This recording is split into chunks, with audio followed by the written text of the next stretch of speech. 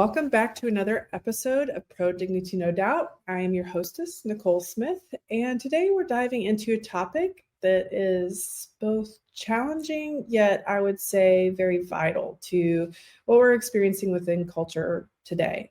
So if you've been here before, you know that I like to zoom out a bit and examine cultural ideas that are shaping the way that we see human value.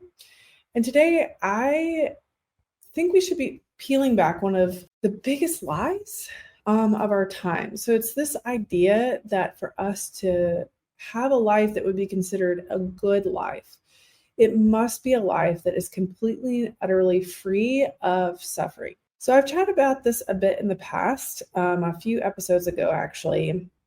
But I want to do a deeper dive into Western culture's belief that happiness is found in comfort, ease, success, and that struggle itself is something to be avoided at absolute all costs. Because let's be honest, we've all bought it. We have purchased those self-help books with 10 simple steps to a perfect life.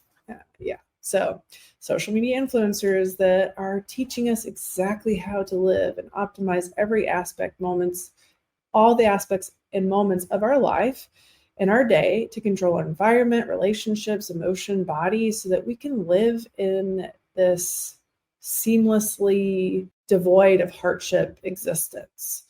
And yet, despite our best efforts, somehow pain seems to come. Yeah, super surprising.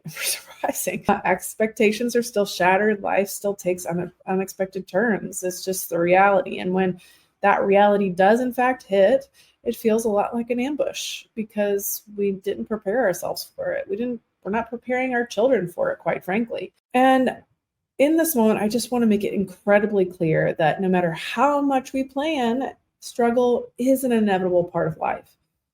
But I actually need to go a little bit further. I claim to go a little bit further in that struggle is not just inevitable, it's actually necessary.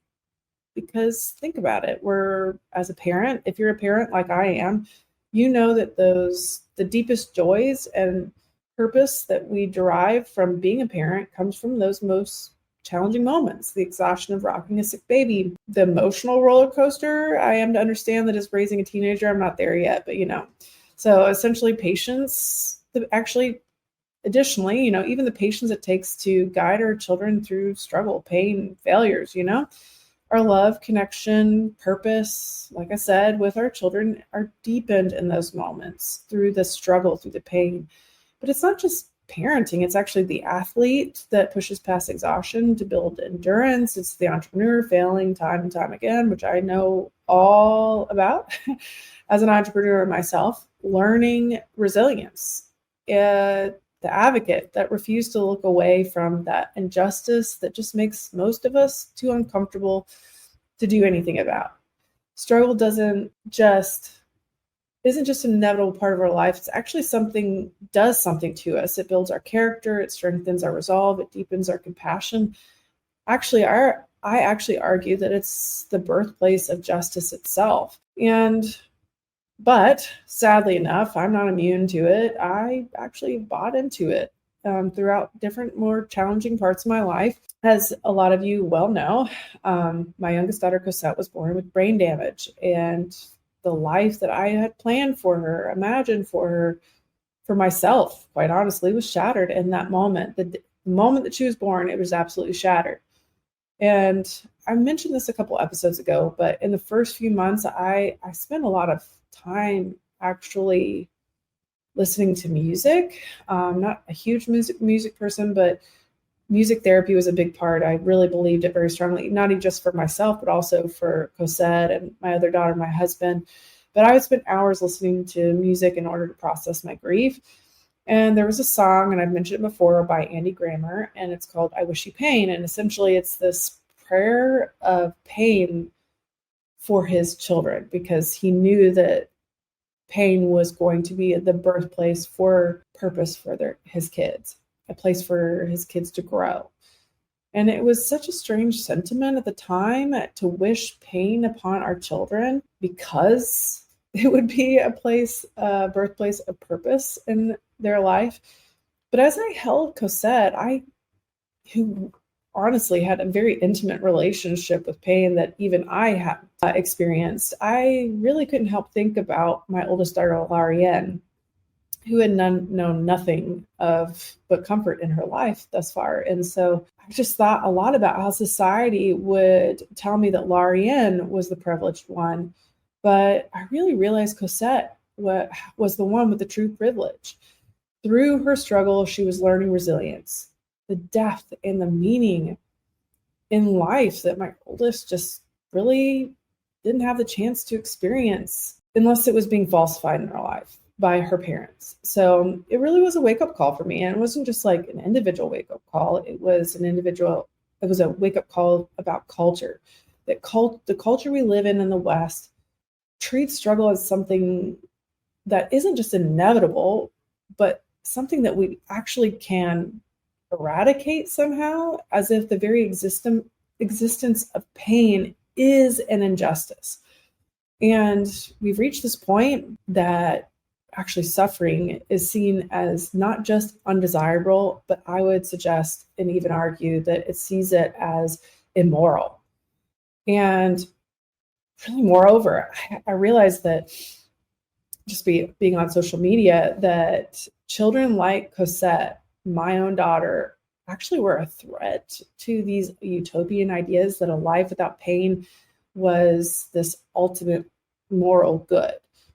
And I know this might sound shocking to the more sensible people, but again, online, I saw countless comments on posts that would condemn parents who knew that their children might have disabilities at birth or before birth, that their kids might live with disabilities. They condemn them.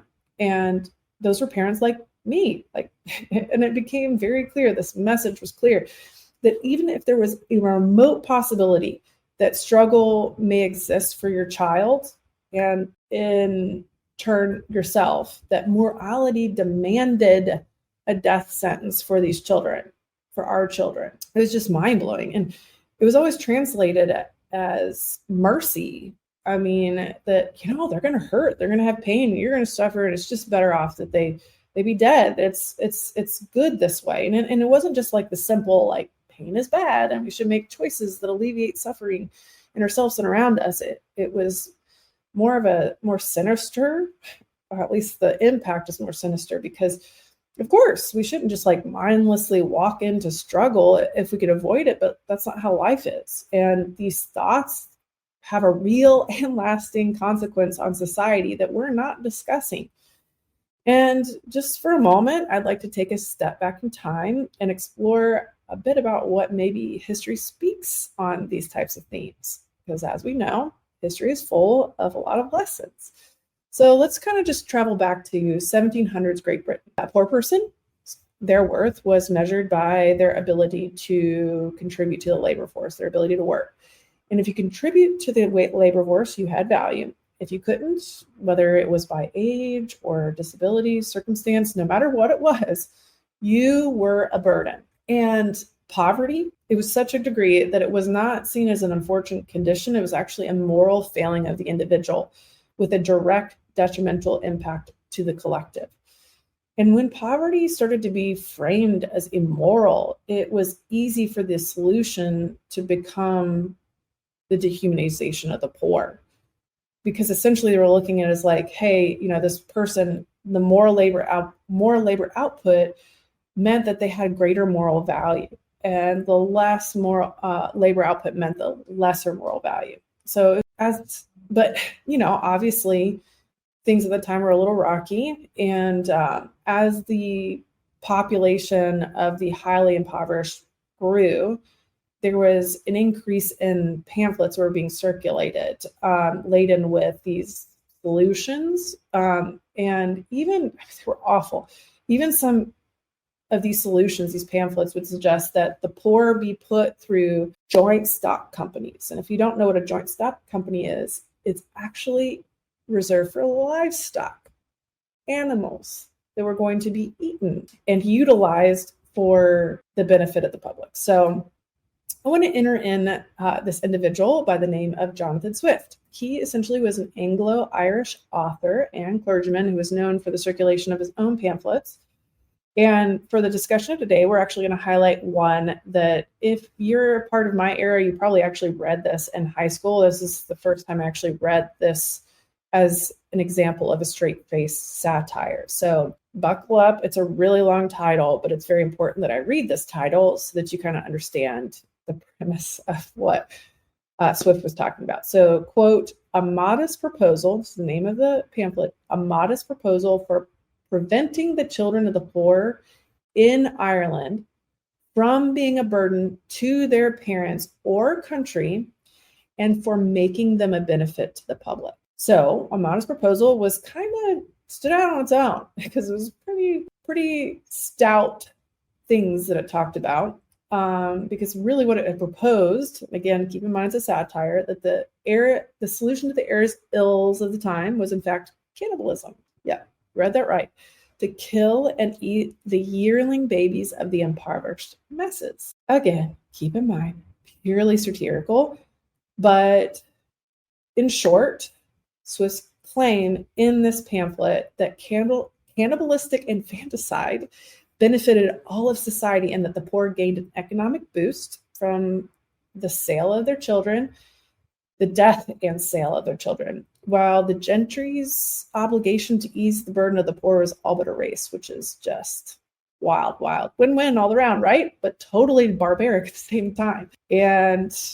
But the truth was, like, Swift was exposing a horrifying reality that he was seeing, that essentially a whole swath of society was being dehumanized at an alarming rate, and all for a perceived gain for both the individual and the public at large. And not only was nobody doing anything about it, including the poor themselves, because Swift actually held them accountable too. It was not just the gentry's responsibility, but themselves to do something about it. Everyone just kind of accepted it as truth. It was just a shocking reality. And so when he distributed these pamphlets, it was just the response was, you got to look into the history. It's quite interesting what laid the foundation for him writing this piece. But, we sit and think in just absolute shock that how could they have done this? But if we're honest with ourselves, are we that far removed from that thinking today? Really not. In fact, I'd like to explore some really tough topics that are in modern day that culture would say that I have the right to have this conversation. In particular, let's just focus to start on bodily autonomy. So I'm told, as society tells me, that as a woman, that in order for me to have access to the full rights of personhood, equal moral value within society, to the degree in which men currently enjoy, I must have full ownership of my body without restriction. But I ask the question, if mere ownership over my own body was enough, an individual's body was enough to have this full access, then the act of a man actually raping a woman is justifiable. And just hear this before you get upset. But let's just dive into this concept. We cannot have bodily autonomy is not just about having ownership of our body, because a woman is a person and a man does not have a right to create whatever type of violence he desires with his body, because bodily autonomy is actually restricted when one person's autonomy intersects with the autonomy of another person of equal moral significance. And let me just emphasize equal moral significance, because that's why when we talk about abortion, we so often hear that a fetus is not a human with equal moral significance to the mother. It's not a human. It definitely doesn't have, it's not human. Okay. Yeah. Because if a fetus was actually a human, then aborting the baby actually would be creating a death that kind of goes against the basic moral order that most of us kind of agree on, that you cannot rape, you cannot kill. So it isn't just about this title of human being. It's about whether an unborn life is valuable enough to outweigh the burden that it poses to its parents. Actually, that's precisely what the late abortionist, this was an abortionist saying this, Dr. William Harrison, This is what he meant when he said, quote, the real issue in the abortion debate today is not when life begins, but is it a morally meaningful life? Essentially, Dr. Harrison's point is that we do not even need to explore whether a fetus is a human life at all. In fact, you could just call it a human. It's not even part of it, even though fetus is Latin for offspring, it is a dehumanizing term that is used because it's like not a human, but according to Dr. Harrison, it's irrelevant to the conversation, because the more important point that he was trying to make is whether that the life of the unborn child or the fetus, whatever you want to say, has measurable meaningfulness, aka value. So if Dr. Harrison's statement is accurate and a morally meaningful life actually is something that is to be measured, can be measured, then culture can weigh human value based on its burden or its contributions to society, like they talked about in Swift's error. Because Swift's satire was pointing out that when society has the right to decide when lives are, quote, meaningful or valuable, dignity is totally out the window. Human value, as it's conditional. It's not inherent, right? So we're merely animals. You can put people through joint stock companies and in fact, measuring human value then becomes a cultural duty. It's a duty to serve the collective interest at the expense of the individual dignity. And this cultural duty actually is exemplified by Princeton ethics professor Peter Singer's words. So I'm going to read this quote. It's a pretty sizable, long quote, but it's in regards to disability-based abortion and infanticide. So again, a parent's right to abort their baby or even kill the baby after birth based on a diagnosis of disabilities. So let's read this quote and we'll dive in. Quote, when the death of a disabled infant will lead to the birth of another infant with better prospects of a happy life, the total amount of happiness will be greater if the disabled infant is killed. The loss of for the first infant is outweighed by the gain of a happier life for the second. Therefore, if killing the hemophiliac infant has no adverse effect on others, it should, according to the total view, be right to kill him. So again, the amount of happiness will be greater if the disabled infant is killed. I don't know how we measure happiness in this scenario, or even how you measure adverse effect either. That's very relative. But again, struggle, adverse effect. So yeah, this is a really hard thing to read for a mom that has experienced giving birth to a disabled child. I know for a fact that the world that Singer is proposing would not in fact be happier by any means. Not for the individual, not for the collective, because I know that those with disabilities, by their mere existence, exemplify this truth that purpose and life, happiness, it's not from like this achieving a societal standard of normal or what we would call normal. And that's where pity is derived for those with disabilities, because they're like, well, it's so sad. They're living such a sad life, when they have no clue that the level, our lows might be low, but our highs are so much higher. You have to understand there's so much joy that our children bring, and that this moral significance or happiness it's not determined by the collective advancement, but by preserving and cherishing individual worth, no matter their quantifiable contribution to culture. And I'll even argue one further, this utopian vision of the world without these unwanted people, these burdensome people, would be devoid of goodness, because the reality is individual worth being inherent, human dignity is the foundation for the pursuit of freedom, justice, and peace around the globe, globally.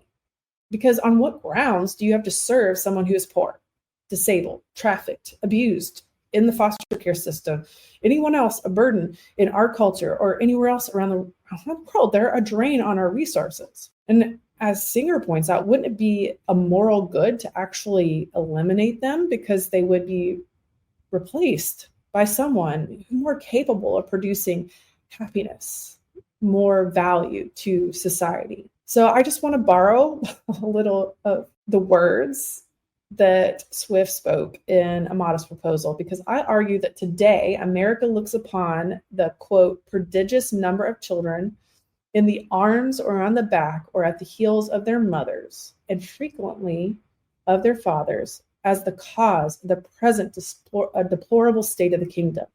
And there's a lot of arguments that are out there. They're not even hidden anymore. The amount of people, these unwanted, burdensome children, people, are what makes our world worse. Kill the child within the womb, lest he be born and be forced upon the collective conscience. Our mothers gain an economic boost from the death of our babies. The ruling class, they have no obligation to ease the burden of the poor that they even created themselves. They have no burden whatsoever to ease that. It's all erased. It reduces the impact on our welfare, education, foster care, healthcare, prison systems. Does it not? This is progress. We're not the same as Swift. We've moved beyond. We've trudged towards the future. And the reality that we're in actually makes me think of another quote. This is a C.S. Lewis quote that occupies a lot of my space in my brain far too often. But quote, "There's no sense in talking of becoming better if better simply means what we are becoming. It is like congratulating yourself for reaching your destination and defining destination as the place you have reached." We think we progressed past the Swift's era, past the barbaric treatment of the poor, the disabled, the aged. But in reality, we've just changed the language. We still seek comfort at the cost of those we deem burdensome. We post feel-good stories about families raising children with disabilities, but in the same breath, you'll hear, "Oh, man, you're so strong. I could never do that." Yes, you could. It's not like I chose it. It's a reality that presented itself to me. The difference is you don't want to. That's the difference. You don't want to. I don't want to, but it's a reality. And you can't deny the reality because we don't want to be pushed as a culture. We don't want to be stretched. We don't want to be seen. We don't want to see the best parts of ourselves emerge in these moments of struggle. We just don't. We don't want to be the caterpillar becoming a butterfly. And rather than becoming more charitable, we convince ourselves that there is mercy in removing pain, when in reality is a guise for weakness and selfishness, which leads to the most widespread form of injustice in society. We're going to keep writing it off because we don't want pain. It's simply that comfort has become the ultimate moral truth, like I said at the beginning. And it is to the point at all costs. But let me tell you that in discomfort, this is where we find true joy.